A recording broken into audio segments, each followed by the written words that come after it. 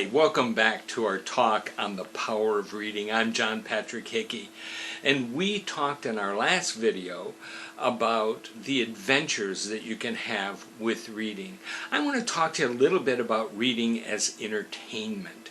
You see, there's a lot of people who still see reading as an assignment. It's something that you do. Unfortunately, that keeps them from reading. You know, there's a huge percentage of people who think, once I get out of school, I'm never going to read another thing again. And that's tragic. That is truly, truly tragic. As Mark Twain once said, the only thing sadder than a person who cannot read is a person who can but doesn't. And that is tragic. I think that it's worse than the whole tragedy of people burning books is people who ignore books. Because there is this wealth out there that you're absolutely ignoring. And reading is this great way to find entertainment that is yours. It is just yours. You see, you can have a great book, a great piece of literature, and you read. Let's take the example of Alice in Wonderland. And you're going to read Alice in Wonderland. How many people have read Alice in Wonderland? Millions of people have read it. You'd be surprised also how many people have not. Their idea of Alice in Wonderland has always been the Disney animated version. And that's what they think it is. Once again, don't watch the movie and think it's the book. Because you'll miss an awful lot. Because Alice is not the book. Same thing with Peter Pan. I'll tell you, many people are shocked when they actually read the book, Peter Pan, compared to what Disney presented to you as Peter Pan. Because it is two whole different things. But going back to Alice, you know, you read it, and as many people who read it, that story means something different to each and every one. It'll mean something different to you. That's the entertainment value of reading. You see, when you watch a movie, the set, the visuals, the voices, the sounds that are there, everything is created for you. It is all presented in front of you, and it's created for you. But when you read, you create all of that yourself. So we're all going to see the caterpillar from our own perspective. The Cheshire Cat is going to be different for me than he would be for you. Maybe you have a cat at home.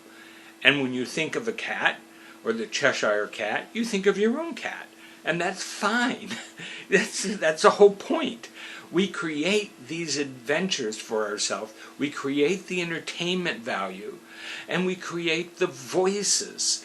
One of the things that, there's a good example of this.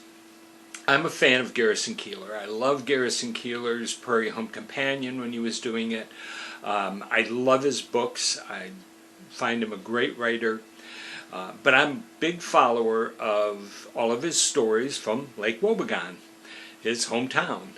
And when I hear his stories, or when I'm reading his stories, I know these characters. I know Pastor Inkfest. I know his voice. I know what he looks like. I know what he sounds like.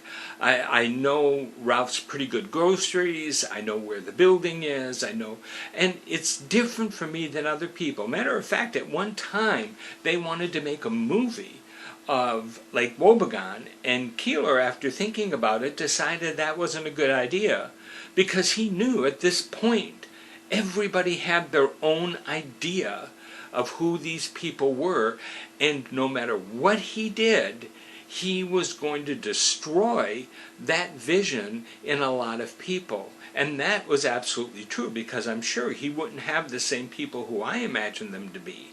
And it would take away from that story value. And so he left things for people to have themselves. And he never goes and tells you exactly what you have to see, but he has so effectively created these characters that you just know who they are. It's like, I feel like if I walked up to them on the street, I would know who they were. You know, and it's that way with so many books. This is the entertainment value of reading. You can't get that with a movie because they give you the character. You can't get that with any other form of entertainment because they're going to put that in your head.